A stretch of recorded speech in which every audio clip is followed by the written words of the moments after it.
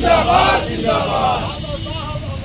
हमारी मनमानी नहीं चलेगी, अमित शाह इस्तीफा दो, कांग्रेस पार्टी जिंदाबाद जिंदाबाद जिंदाबाद। बाबा साहब के सम्मान में कांग्रेस पार्टी जिंदाबाद जिंदाबाद जिंदाबाद। साहब के सम्मान में कांग्रेस मैदान में, बाबा साहब के सम्मान में कांग्रेस पार्टी जिंदाबाद। होश में आओ, होश में आओ। अमित शाह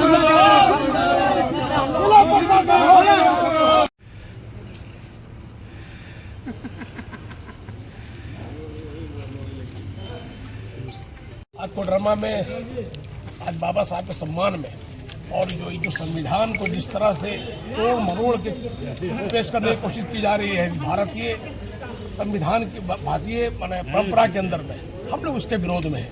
कांग्रेस पार्टी बिल्कुल चाहती है कि पूरी संविधान की बिल्कुल रक्षा हो। हर हाल में हम किसी कीमत पर भी संविधान पर कोई भी अटैक, कोई भी प्रहार बर्दाश्त नहीं करेंगे। ये स्पष्ट है, कांग्रेस का निर्देश भी स्पष्ट है।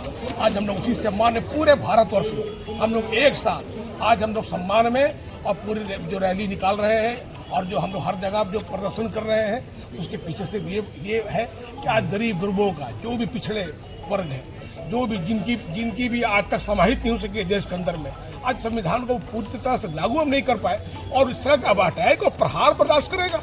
ये भारतवर्ष जिस तरह का ये देश है, उस तरह का यही एक संविधान है जो सबको जोड़े रख सकता है और देश आगे बढ़ा जा सकता है।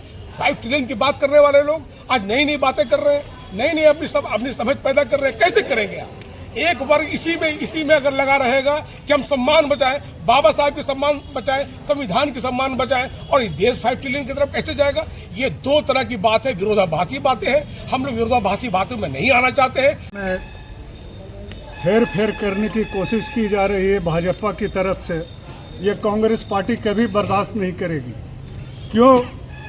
आज आपने देखा होगा पार्लियामेंट में जिस तरीके से राहुल गांधी पर इल्ज़ाम लगाया गया, ये क्यों इल्ज़ाम लगाया गया कि इसको डाइवर्ट कर दिया जाए, संविधान का जो रूप जो हम लोग आवाज़ उठा रहे हैं इसको डाइवर्ट करके और ये चीज़ रूप लागू कर दिया जाए। जो आज केस आज जिस तरह से हम कहते हैं कि आज सीसीटीवी फुटेज लगा हुआ है, वो सीसीटीवी फुटेज को ओपन क्यों नहीं करते हैं लोग? वो ओपन तो कैमरा में सब कैद होगा कि राहुल गांधी ने ठहरा कि अपने ठेला ठेली करके उसको पटक दिया सारंगी जी सांसद को।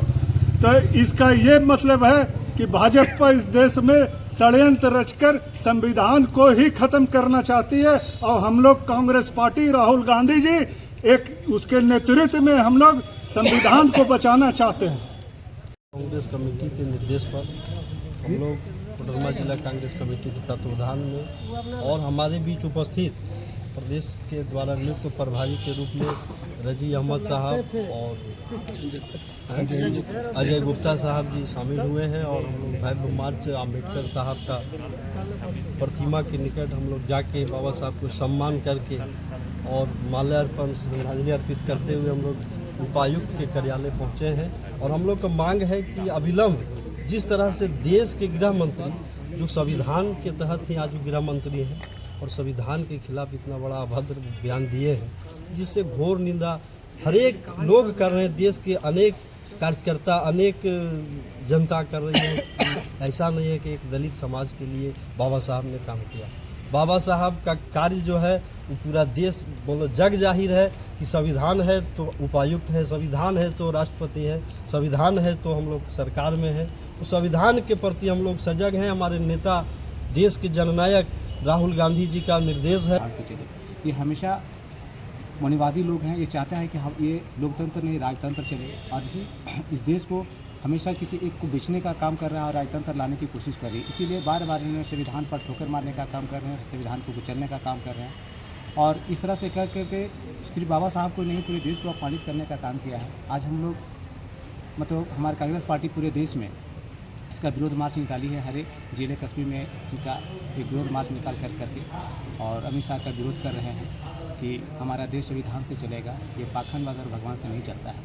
इस देश में अगर आज हम गरीबों की ताकत, किसानों की ताकत, अगर शिक्षा की व्यवस्था, अन्य हर एक चीज़ की व्यवस्था हमारा संविधान देता है, आज संवैधानिक पद पर रहते हुए गृह मंत्री अगर ऐसा बयान देते हैं और एक संविधान रचयिता बाबा साहब भीमराव अम्बेडकर को अपमानित करते हैं, ये अशोभनीय बात है। उनको इस बात का शोभा नहीं देता है। और हम लोग यही प्रधानमंत्री से मांग करते हैं कि उनको इस्तीफा दे देना चाहिए था, गृह मंत्री को अपने पद से इस्तीफा दे देना चाहिए। फिलहाल लोग डीसी महोदय को एक ज्ञापन दिए हुए हैं और देकर के मांग किए हैं कि आपके मार्फत से राज्यपाल या राष्ट्रपति को भेज करके गृह मंत्री को अपने पद से इस्तीफा देने का मांग किया। शब्दों का प्रयोग किया देश के गृह मंत्री अमित शाह ने, हम उसकी निंदा भी करते हैं और पूरा देश इसका निंदा करता है। और एक व्यक्ति के माध्यम से अमित शाह के इस्तीफा की मांग हम करते हैं। यह लड़ाई आज हम जिला स्तर पर कर रहे हैं, पूरे देश में हो रहा है। ये प्रखंड तक जाएगा, पंचायत तक जाएगा और गांव तक इसका विरोध करेंगे और ये विरोध दर्ज करेंगे।